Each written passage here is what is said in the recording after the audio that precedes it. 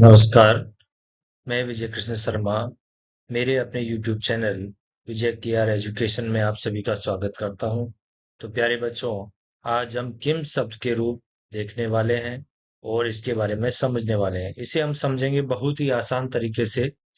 तो देखिए, जो किम शब्द है, किम शब्द का जो अर्थ होता है वो होता है क्या। किम शब्द के रूप को जब बच्चे याद करते हैं तो याद करते समय उन्हें अनेक परेशानियों का सामना करना पड़ता है कि किम शब्द के रूप किस तरीके से याद किए जाए। देखिए, किम शब्द के आज हम पुल्लिंग के रूप जानेंगे। जिस प्रकार से जो वचन होते हैं संस्कृत में तीन वचन होते हैं, एक वचन, द्विवचन, बहुवचन। तो उसमें किस प्रकार से किम शब्द के रूप चलेंगे और उनको हम कैसे याद कर सकते हैं। तो देखिए, हम इसको जानते हैं। जैसे कह, कऊ, के, कम, कऊ, कान, केन, काभ्याम, कई, कस्मै, काभ्याम, केभ्य, कस्मात्, काभ्याम, केभ्य, कस्य, कयो, केसाम, कस्मिन्, कयो, केसु। ये तो इनको एक याद करने का एक तरीका है। बाकी सभी आप लोग देख रहे होंगे कि इनके सामने मैंने संख्या दी हुई है। ये संख्या है कि ये प्रथमा विभक्ति है, द्वितीय है, ये तृतीया है, ये चतुर्थी है, ये पंचमी है, ये षष्ठी है, ये सप्तमी है। इसके अंदर संबोधनम नहीं होता है। अब इसको हम कैसे याद करेंगे, किस तरीके से याद करेंगे? देखिए, हम इसको गाकर भी याद कर सकते हैं।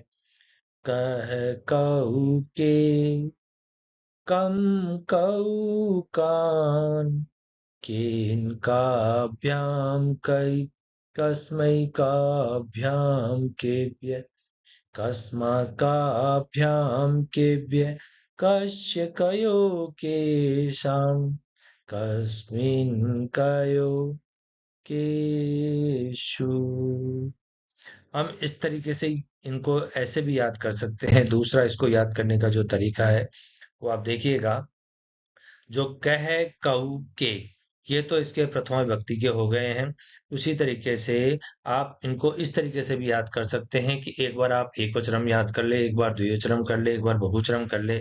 जैसे कह, कऊ, के, ये तो आप लेफ्ट टू राइट याद कर रहे हैं। अब इसको अप टू डाउन हम ऐसे भी याद कर सकते हैं। जैसे कह, कम, केन, कस्मै, कस्मात्, कस्य, कस्मिन्। द्विवचनम में कैसे याद करेंगे? कऊ, कऊ, काभ्याम, काभ्याम, काभ्याम, कयो, कयो। और बहुवचनम में कैसे याद करेंगे? के, कान, कई, केभ्य, केभ्य, केशाम, केसु। यानी जो द्विवचनम है, द्विवचनम को इस तरीके से याद कर सकते हैं कि इसमें दो बार औ औ यानी कै जो है हम किम शब्द के रूप याद कर रहे हैं तो कै में दो बार औ लगाएंगे तो दो बार कऊ, तीन बार भ्याम भ्याम, तीन बार हमने भ्याम लगाया और दो बार यो लगाया। तो इससे मिला करके क्या हो गया? द्विवचनम के रूप इसके तैयार हो गए हैं। ऐसे हम इसको याद कर सकते हैं। और जो इसका बहुवचन है, बहुवचनम में चतुर्थी और पंचमी इन दोनों विभक्तियों में दो बार भय भय आता है, यानी केभ्य केभ्य। इस तरीके से हम इसको याद कर सकते हैं। देखिएगा, जैसे कि आप सभी को राम शब्द के रूप याद होंगे। राम शब्द के रूप के अंदर राम, राम है तो राम का रा हमने ले लिया और किम शब्द का कै हमने ले लिया। तो उस तरीके से भी अब हम चाहें तो इसके रूप बना सकते हैं। जैसे देखिएगा कि प्रथमा विभक्ति में राम, तो यहाँ पर हमने किम का कै लिया और उसमें विसर्ग जोड़ दिया तो कह बन गया। राम को हमने हटा दिया और यहाँ पे किम का कै लगा दिया तो कम बन गया।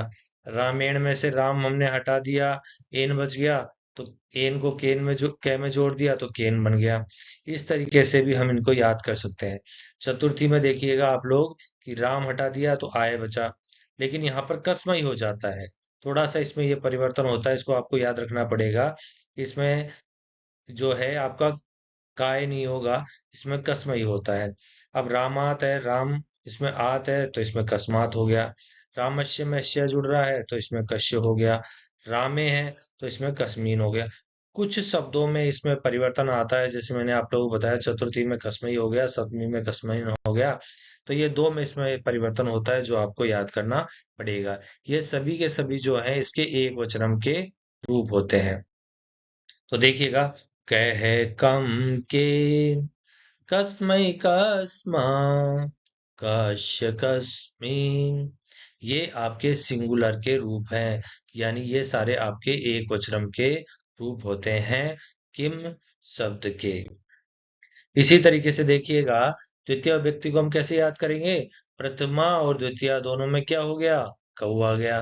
तृतीया चतुर्थी पंचमी में हम क्या करते हैं? विराम जोड़ देते हैं। तो क्या बन गया? काभ्याम। षष्ठी और सप्तमी में यो जोड़ेंगे तो क्या बन गया? कयोहो। तो ये आपका द्विवचनम हो गया।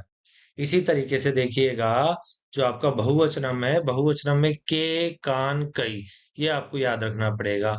और चतुर्थी और पंचमी में दोनों में क्या आ गया? केभ्य और केभ्य। इसके बाद देखिएगा, षष्ठी विभक्ति में क्या बन गया? के में शाम जोड़ दिया तो के शाम, और के में सु जोड़ दिया तो केसु। ये आपका के शाम हो गया षष्ठी विभक्ति का, और के शाम हो गया आपका सप्तमी विभक्ति का। ये आपके बहुवचन के रूप जो है पूरे हुए। तो एक बार हम इसको पुनः, एक बार इसका हम अभ्यास कर लेते हैं। इसको एक बार दोबारा से पढ़ लेते हैं। कह कऊ के, कम कऊ काम, केनकाभ्यां कई, कस्मै काभ्यां केभ्य, कस्मात् काभ्यां केभ्य, कश्च कयो केषां, कस्मिन् कयो केषु। इस तरीके से अगर हम चाहें तो जो किम शब्द के रूप हैं पुल्लिंग के, इनको बार बार दोहरा के, बार बार याद करके, आपको जिस तरीके से भी इनको रूप को याद करना अच्छा लगे आप याद कर सकते हैं। जैसे कि मैंने यहाँ पर, आप लोग देख रहे होंगे कि किस तरीके से जो किम शब्द के रूप है पुल्लिंग के, यहाँ पे मैंने इनको लिखा हुआ है। तो आप सभी को किम शब्द के रूप अच्छी तरीके से जो है आपने समझ लिए होंगे, और आप इसको बार बार दोहराएंगे, इसका अभ्यास करेंगे, तो आपको याद भी अवश्य हो जाएंगे। अगले YouTube चैनल के अंतर्गत हम जो वीडियो है उसमें किम शब्द के हम स्त्रीलिंग के रूप समझेंगे और जानेंगे। तब तक के लिए धन्यवाद।